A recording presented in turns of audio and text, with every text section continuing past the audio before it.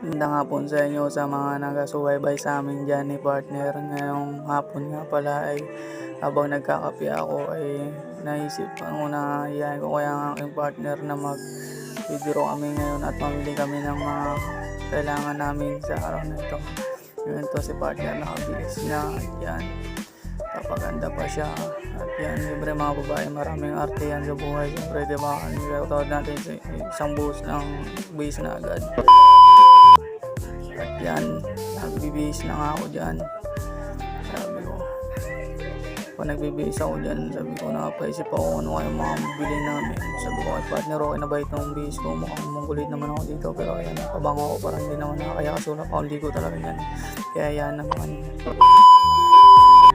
At yun, dito na nga tayo sa palengke kung saan naglalakad na kami ni partner. Yung palengke na ito nga pala sa amin sa Puerto Princesa ay sobrang daming nagtitinda pagka December, mga nagatinda ng mga prutas, mga kung ano-ano, mga pangregalo, pangbalot. Siyempre December na, kailangan ko rin regaluhan ng aking mga magulang, lalo na sila papa, mama. Siyempre mahal ko yan, mahal natin yan, mga magulang natin, mahalin natin habang nabubuhay pa. Siyempre ikaw partner, habang naglalakad kami dyan, yan si ate mo, binati kami, followers niya raw kami. Sabi ko thank you ate, napakabait niyo, subaybayan niyo lagi kayong video namin.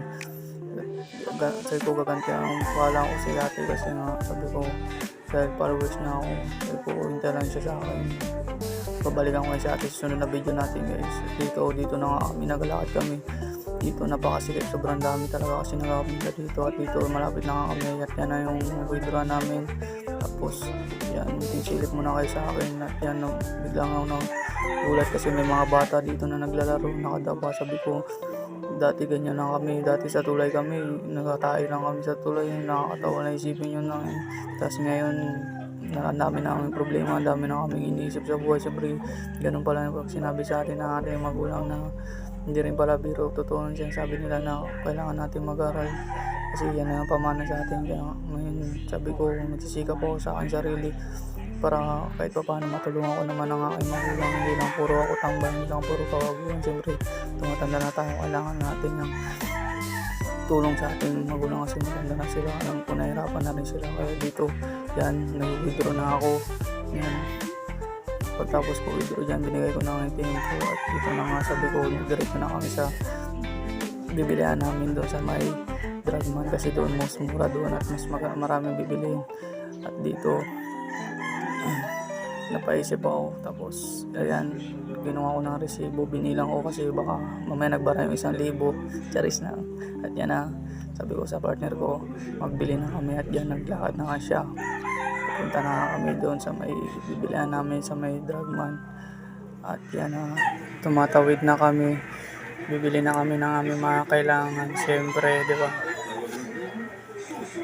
At dito na nga kami sa aming bibilihan. Sabi ko sa aking partner ay unahin muna namin yung sabon kasi ilang buwan na kami walang ligo. Tapos siyempre kailangan natin maging mga bango, hindi mo puro damit lang yung na pabanguhan siyempre, diba? At yan na nga, naghanap na kami ng mga sabon dyan kasi pag sa tindahan ka pabibili mas mahal dito kasi mas mura ka na. Yan, nagbili ako, sabi ko bayad ang bili niya kasi mabango yun, parang makakit siya sa akin pag natabi sa akin. Joke lang. Yan na nga, siguro kailangan din natin ng papiro, diba? Siyempre parang yan, nagpili na siya. Ha? Ano yung balit lang? Hindi na yan. Hindi yung malaki, huwag yung green. Isa lang? Dalawa. At yan, tapos na kami ma'am, hindi na sabon. Sabi ko sa kanya yung bibili namin ay yung mga dilata ng mga pagkain namin. Siyempre sabi ko yan, hanap kami dyan. Sabi ko parang nawala siya sa paningin ko, asa na kayo. Mukhang tinagawa na ako na, mukhang tinakbuhan na yung pira ko dyan. Joke lang. Yan, nakita ko na siya. Ito, yung basket. Nakuha na ako ng basket niya kasi nga medyo marami-rami rin bibiliin ko ngayon kasi parang hindi na isang bilihan lang siyempre, diba? Kaya yan, nagkuha na ako ng pasit kanton dyan, isang karton. Tapos yan, nag-ikot ako dyan, kanap ako ng magi dyan kasi magi masarap din yung pampulutan na tagulamig na nagaulan-ulan sa amin. At yan, 5 karton ang kinuha ko dyan. Tapos yan, dilata ko, hindi pa maulog o kita mo. Tapos nagtawa na kami. Kasi makakabayad daw ako. Kaya ng partner ko dyan.